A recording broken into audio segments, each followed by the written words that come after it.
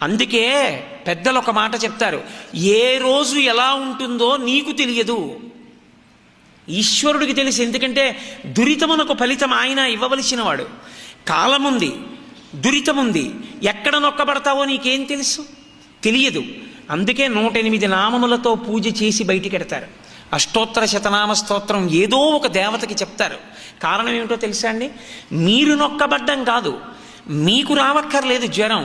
మీ అబ్బాయికి జ్వరం వచ్చింది, చాలా వేడిగా ఉంది ఒళ్ళు, హాస్పిటల్లో జాయిన్ చేశారంటే మీరేమైనా చేయగలరా?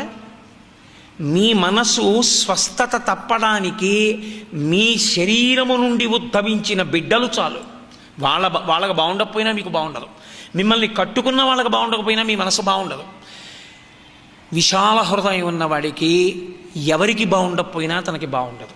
అందుకే లోకంలో ఎవరు పుట్టినా 27 నక్షత్రముల యొక్క 4 పాదాల్లో పుట్టాలి. ఒక్కొక్క నక్షత్రానికి 4 పాదాలు.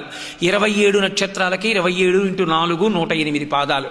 108 పాదాల్లో పుట్టాలి. 108 పాదాల్లో ఈ సమస్త జగత్తు పుట్టింది, పెరుగుతోంది, పడిపోతుంది. 108 పాదములలో, నక్షత్ర పాదములలో పుట్టిన ఈ జగత్తంతా బాగుంటే నా మనసు చల్లగా ఉంటుంది. నేను చల్లగా ఉండగలిగితే సంతోషంగా నీ పాదాలు పట్టుకోగలను. కాబట్టి ఈశ్వర, దురితమునకు ఫలితమునిచ్చే ముందు నా ప్రార్థన మన్నించు. నీ పాదములు పట్టుకుని ఉన్నాను, ఒకప్పుడు తెలియక చేశాను, ఇప్పుడు నీ పాదాలు పట్టుకున్నాను, నన్ను మన్నించన్న కోణంలో ఎవడు ప్రార్థన చేసి బయటికి వచ్చాడో వాడికి ఈశ్వరుడు దురితమును తప్పిస్తాడు.